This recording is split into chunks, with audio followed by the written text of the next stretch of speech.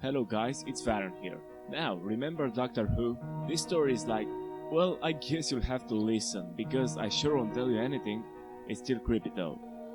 Recently, in 2011, I moved into a house with my wife, Isabella.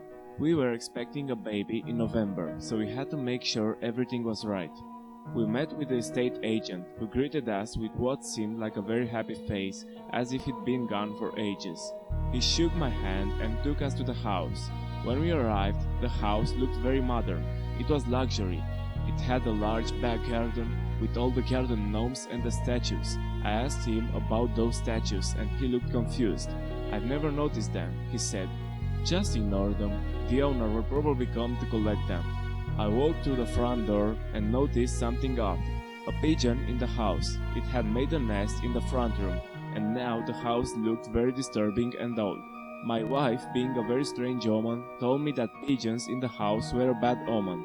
We spoke with the estate agent and asked if we can check the other two houses we wanted to look at.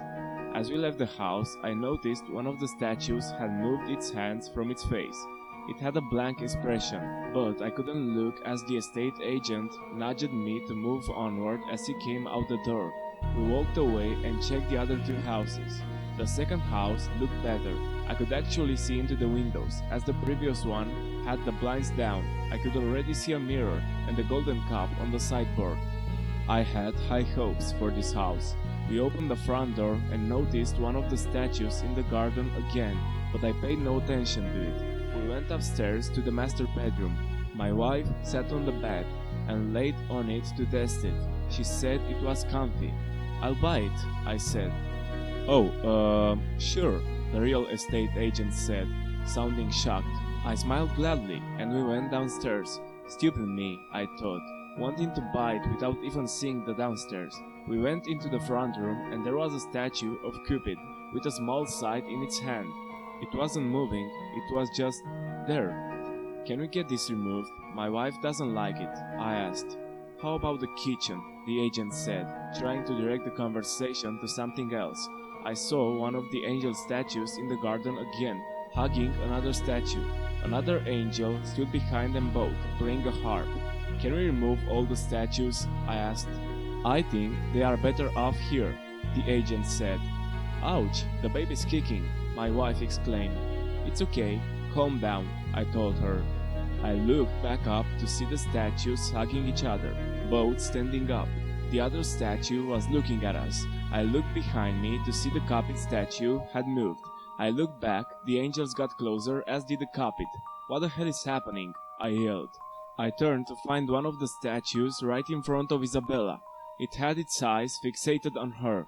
I took Isabella by the hand and ran out of the house. I noticed the real estate agent had disappeared, so I shakily dialed his phone number. He didn't respond. We ran into the streets and saw the angels chasing us. 2 years later, I am now living happily with my wife. She seems to be counting down right now, next to me in the rocking chair. I've asked her to stop, but she won't. I guess she's just stressed. We live with my friend Bill. He's a nice guy, but he's a bit odd. I sure hope that the baby's okay, because... Police report. The bodies of 2 men and a woman have been found. The investigation on Taverley Street will close down the entire city. A strange killer is on the loose, it seems. Stay indoors, lock up, and keep your expensive things out of sight. This is classified as an urban attack. Please stay indoors. You may be killed on sight.